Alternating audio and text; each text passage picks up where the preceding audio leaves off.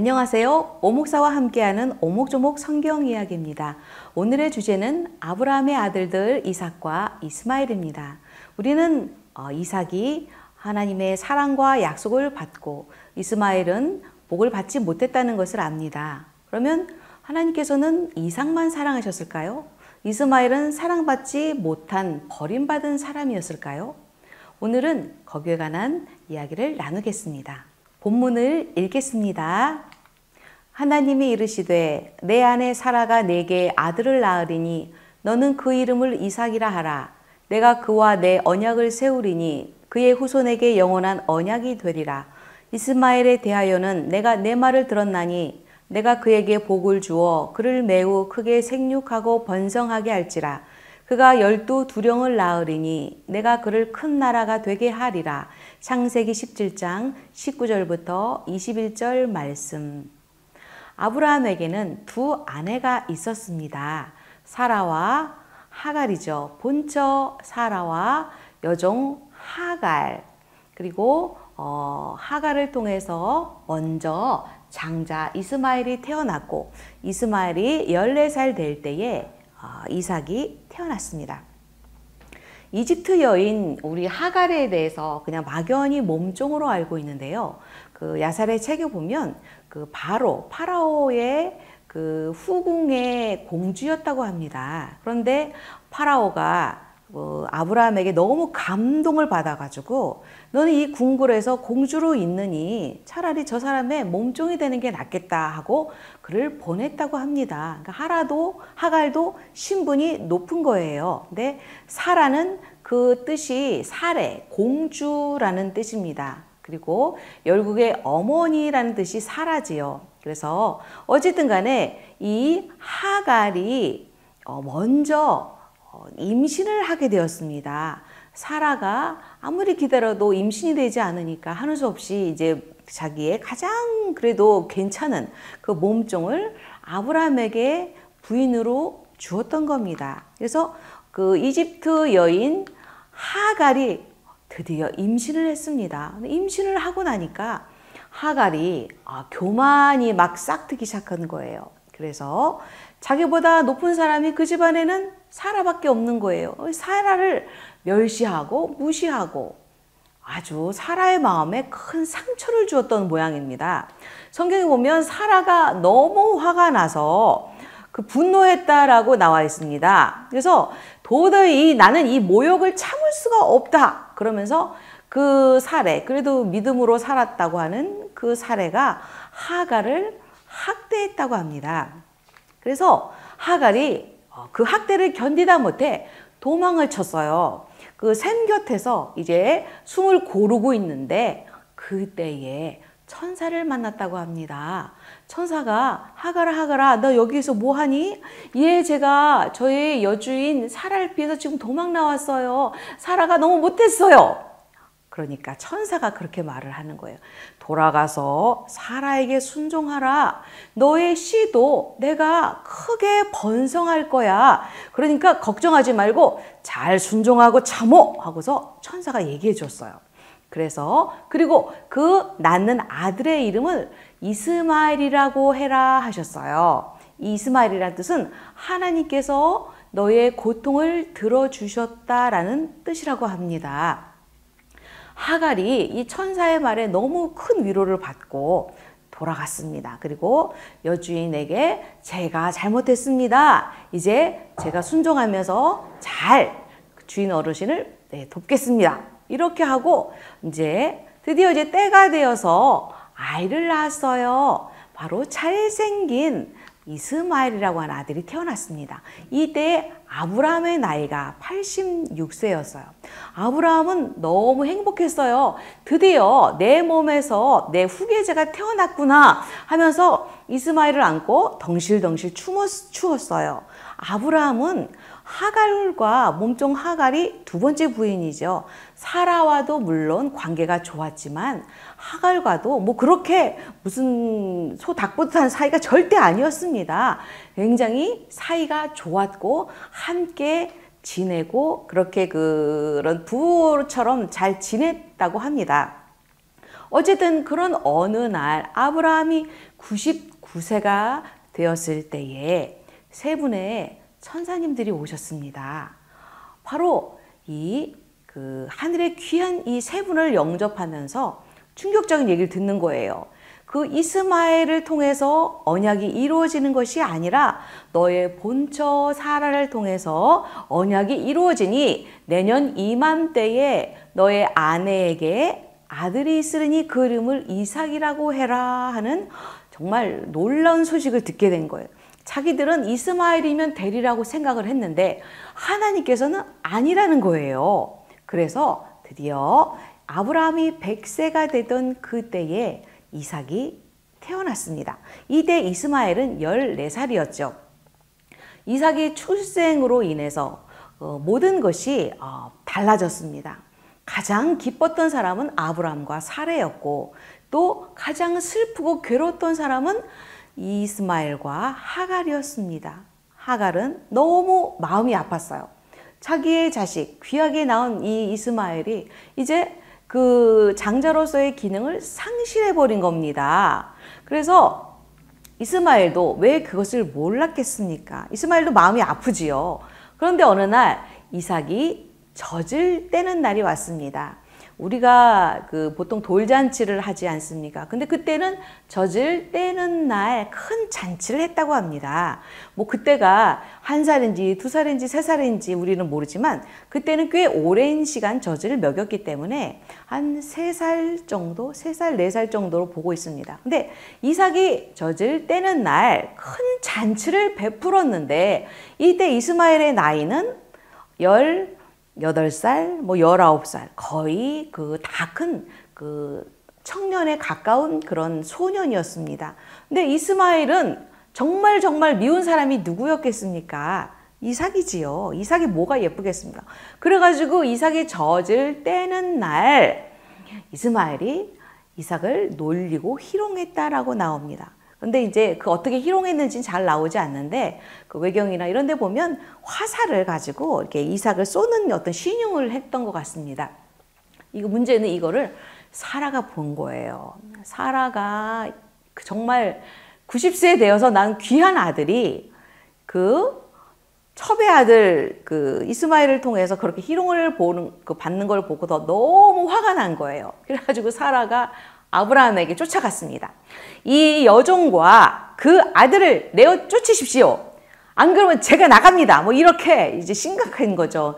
이 종의 아들은 내 아들과 함께 기업을 얻지 못합니다. 하고서 그냥 사라가 뛰었어요. 그래서 아브라함 얼마나 심란하겠습니까? 왜냐하면 여종의 아들도 내 아들, 본처에 낳은 이삭도 내 아들. 그러니까 아브라함으로서는 쉽게 결정 내릴 문제가 아닙니다. 아브라함이 그렇게 막 나가는 나쁜 사람도 아니지 않습니까? 그래서 성경에는 그의 아들로 말미암아 매우 큰 근심이 되었는데 그래서 하나님께 작정 기도를 드렸다고 합니다. 하나님께 목적을 가지고 기도했습니다. 하나님 어떡할까요? 근데 하나님께서 응답을 주셨습니다. 근데 그 응답이 충격적인 거예요. 뭐라고 응답하셨냐면 아브라함아 근심하지 말라. 그리고 사라가 너에게 한 그 말대로 해라. 왜냐하면 이삭으로서 난 그의 후손만이 너의 씨가 될 거고 너의 기업을 이을 것이다 라고 말을 했습니다. 그러나 여종의 아들도 너의 씨니까 내가 그로 한 민족을 이루게 하니 걱정하지 말고 내어 보내라 라고 말씀하셨어요. 아브라함이 응답을 받았으면 아브라함은 어떤 사람입니까? 믿음의 사람, 순종의 사람 아닙니까? 이삭을 바치라고 해도 아침 새벽 일찌감치 일어나서 그 이삭을 데리고 갔던 그 아브라함. 드디어 이제 아브라함이 또 일찍이 일어났습니다. 성경 보면 아침에 일찍이 일어나 떡과 물 한 가죽 부대를 가져다가 하갈의 어깨에 메어주고 그 아이를 데리고 가게 하니 아침 일찍이 뭐 좋은 일이라고 새벽같이 꼭두새벽에 깨워가지고서 그것도 무슨 집 한 채를 준 것도 아니고 소로 100마리를 앵겨준 것도 아니고 딸랑 물 한 가죽 부대와 먹을 떡만 줘서 보냈다는 거예요. 이 하갈과 이스마엘이 인간적으로 얼마나 충격을 받았겠습니까? 충격 받았지요. 그래가지고서 하갈과 이 아들이 그 광야에서 막 방황을 하는 거예요. 이 방황했다는 거는 이 몸도 피곤하고 물론 힘들었겠지만 정신적 충격을 받았다는 걸 우리가 알 수가 있습니다. 아버지의 그 변한 모습, 어떻게 저럴 수가 있지? 우리를 이렇게 대할 수가 있어? 하면서 두 사람은 엄청난 그 충격에 휩싸여가지고 아마 속으로 아브라함을 많이 욕을 했을 겁니다.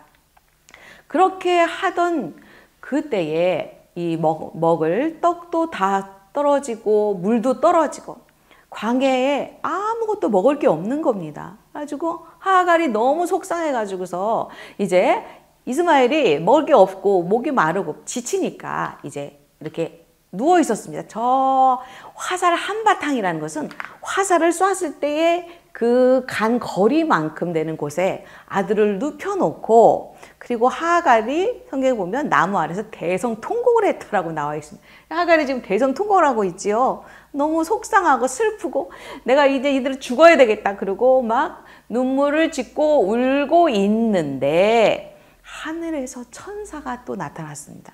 이 하갈은요, 참 복이 많은 사람 같아요. 천사를 2번이나 만났습니다. 하갈아, 하갈아, 하나님께서 이 아이의 소리를 들으셨다. 그러니 두려워하지 말라. 그가 큰 민족을 이루게 될 것이다. 천사는 또 하갈을 위로해 줬습니다. 그리고 하갈의 눈을 밝혀서 옆에 있는 샘을 발견하게 하셨어요. 이후로 하갈은 이 샘의 물을 먹고 용기를 얻고 얼마나 이제 힘을 얻었겠습니까? 천사님을 만났는데 우리는 살면서요, 다른 거 필요 없습니다. 하나님의 은혜를 받으면 어디서 그렇게 힘이 나는지 막 정말 절망 속에 있다가도 벌떡 일어나지 않습니까? 이 두 사람이 그렇게 된 거예요. 그래서 벌떡 일어나가지고 그때부터 열심히 그렇게 살고 용기를 내서 그렇게 광야에서 소도 키우고 뭐 양도 키우고 여러 가지 또 결혼해서 자녀도 얻고 그래서 이스마엘이 나중에 큰 부자가 되었다 그래요. 이스마엘은 그 결혼을 해서 나중에 12명의 아들을 낳게 되는데 여기 보면 이스마엘의 12종족 나오죠. 느바디오, 게달, 아부다 이렇게 쭉 나오는 이 12명의 아들이 바로 큰 민족을 이루고 또 이 게달이라는 사람은 그 이슬람교의 창시자 마호멧 조상이라고 합니다. 이런 이스마엘의 12종족을 낳게 되었습니다. 근데 이제 그 야살의 책 그 1권 22장에 보면 그 이스마엘은 이집트 여자와 결혼을 했다고 합니다. 그리고 하나님께서 복을 주셨는데 아브라함을 인해서 복을 주셔가지고서 늘 그 경제적으로도 윤택했다고 합니다. 그러나 아브라함이 이 끝내 마음에 아버지에 대한 그 용서가 안 됐던 것 같습니다. 그래가지고 오랫동안 아버지 얼굴을 보지 않았대. 그러니까 찾아가지 않은 거예요. 얼마든지 갈 수 있지요. 사실 여러분 같으면 가겠습니까? 안 가지요. 그러니까 아브라함의 그 깊은 속내를 모르는 거예요. 그래서 그냥 배신감만 느끼고 그렇게 오랫동안 아버지를 찾아가지 않았습니다. 그러나 아브라함은 달랐습니다. 아브라함은 이스마엘을 그리워했다고 합니다. 그래서 내 아들 이스마엘이 잘 살고 있을까? 내 부인 하갈이 잘 지내고 있을까? 왜 생각이 없었겠습니까? 그래서 어느 날 이제 큰 결심을 하고 이스마엘을 찾아갔다고 합니다. 광야에서 이제 찾아갔는데 이제 물어 이제 이스마엘이 사는 그 광야에 갔더니 마침 그때 하갈도 없고 이스마엘도 없었다고 합니다. 그리고 그곳에는 바로 이스마엘의 부인이 있었대요. 근데 이스마엘 부인이 있는 걸 보고 이제 오랜 그 광야를 걸어왔으니 얼마나 목이 마르겠습니까? 그래서 혹시 물 한 잔 주실 수 있습니까? 처자 물 좀 주시오 이렇게 얘기했던 것 같아요. 그랬더니 이 부인 이스마엘의 부인이 우리에게는 빵도 없고 물도 없어요. 그러면서 쓱 들어가더래요. 그 여자가 그 늙은 노인이 그 먼 데서 왔는데 누구냐고 묻지도 않고 뭐 물도 없다 그러고는 장막에 들어가서 아이들을 막 때리고 그리고 남편을 막 저주하고 하나님을 저주하고 막 욕을 하고 난리가 난 거예요. 그래서 아브라함이 그 모습을 보고 너무 충격을 받아가지고 그 여자한테 그렇게 얘기를 했대요. 남편이 돌아오면 이렇게 말을 전해달라고 했대요. 블레셋 땅에서 아주 늙은 노인네가 왔는데 내가 너를 찾았고 네가 없길래 나는 집에 돌아갔다. 그렇지만 네가 오거든 이 장막에 말뚝을 치우고 다른 말뚝을 두어라. 이 말을 전해달라고 그러고 갔다는 거예요. 그래서 이 새로운 말뚝, 지금 말뚝이 있는데 이 말뚝을 치우라는 거예요. 그래서 이 부인이 이제 남편이 돌아왔을 때 이 얘기를 했답니다. 그러니까 이스마엘이 눈치를 챈 거예요. 아, 우리 아버지가 왔다 가셨구나. 그리고 우리 부인이 제대로 모시지를 못했구나라는 것을 느끼고 이 말뚝의 의미를 깨닫고 이 부인을 쫓아냈다고 합니다. 3년이 지나서 아브라함이 다시 이스마엘을 찾아왔대요.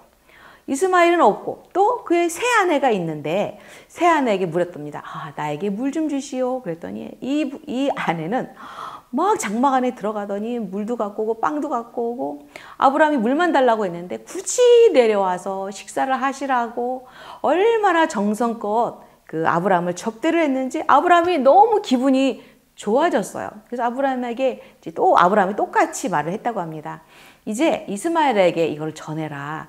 네가 가진 말뚝이 매우 좋으니 이 말뚝을 치우지 말거라 하고서 얘기했다고 합니다.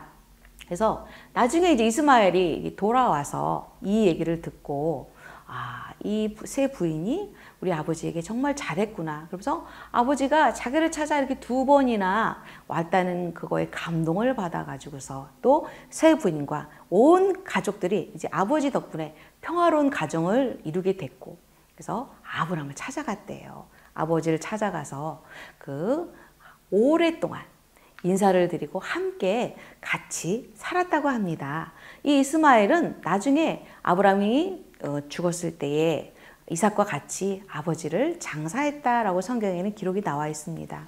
아브라함이 이렇게 매정하게 쫓아낸 것 같지만 사실은 이스마엘을 강하게 훈련하기 위해서 그가 하나님의 은혜를 체험하기 위해서 그렇게 내보냈고 또 그가 귀한 그리움에 또 그 아들을 찾아가서 그와 만남을 이루지 못했지만 다시금 행복한 가정을 이루는 것을 돕게 되고 이렇게 아브라함은 우리는 생각할 때 이삭만 사랑한 것처럼 생각하지만 아브라함은 이스마엘도 이삭도 당신의 귀한 아들로 그렇게 잘 대했던 것 같습니다. 우리 오늘 주제는 이삭과 이스마엘이지만 우리는 오늘 아브라함의 모습을 통해서 공평하게 당신의 자녀를 은혜 안에 또 키우고 대했던 모습을 통해서 우리도 그러한 아브라함의 모습을 담는 여러분 되시기를 축복합니다.